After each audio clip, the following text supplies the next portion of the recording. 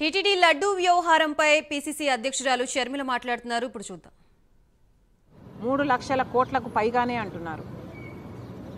అలాంటప్పుడు వాళ్ళ సంవత్సరపు బడ్జెట్టే 5,000 కోట్లు అయినప్పుడు ఇంత చిన్న విషయంలో నెయ్యి విషయంలో ఎందుకు కక్కుర్తి పడ్డారో జగన్మోహన్ రెడ్డి గారి ప్రభుత్వం సమాధానం చెప్పాలి. అలాగే చంద్రబాబు గారు కూడా మీకు 23వ తేదీన జూలై 23వ తేదీనే ఈ రిపోర్ట్ వస్తే మరి అప్పటి నుంచి ఇప్పటి వరకు ఎందుకు బయట పెట్టలేదు? ప్రజలకు చెప్పాల్సిన అవసరం మీకు కనిపించలేదా?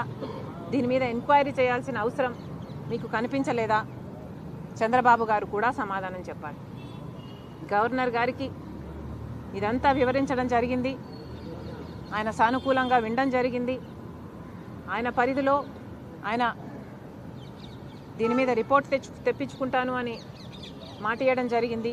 అంతేకాకుండా ఆయనకు చేతనైనంత ఆయన పరిధిలో ఆయన ఏది వీలైతే అది తప్పకుండా ఎంక్వైరీ కోసం చేస్తానని చెప్పడం జరిగింది. భారతదేశంలో ఉండే మొత్తం బాలాజీ భక్తులందరి యొక్క సెంటిమెంట్ మీద ఎఫెక్ట్ చూపించడం అంటే దేశం మొత్తం మీద ఎఫెక్ట్ చూపించారు. అలాంటి దాని మీద మరి సిబిఐ ఎంక్వైరీకి మీరు అడిగితే అంటే మీరు మీతో పాటు చాలామంది అంటే చివరికి వైవి సుబ్బారెడ్డి గారు అడిగారు ఇట్లా అని చెప్పని అంటున్నారు. వాళ్ళు కూడా అడుగుతున్నారు ఎంక్వైరీ ఎలా చేస్తారు?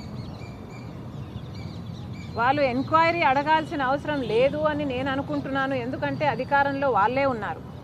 ఏ టెండర్లు వాళ్ళ చేతికి వచ్చాయో వాళ్ళకు తెలుసు.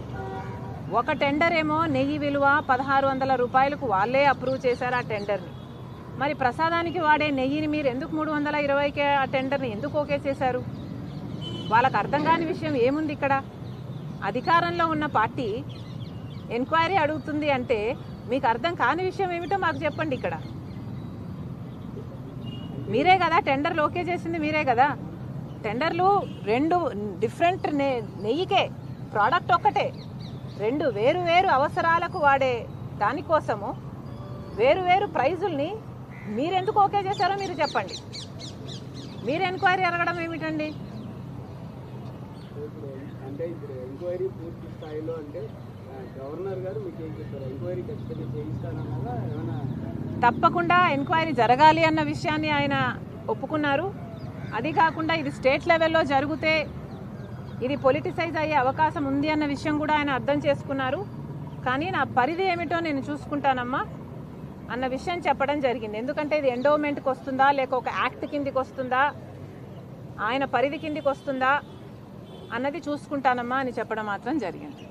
జాతీయ స్థాయి అంశం కాబట్టి జాతీయ స్థాయిలో దీని మీద అంటే సిబిఐతోనే సరిపోతుందంటారా? ఇంకా ఏమైనా లోతుగా సాంకేతిక విచారణ కూడా ఏమైనా అవుతుంది? FBI తో కూడా చేయిద్దామా?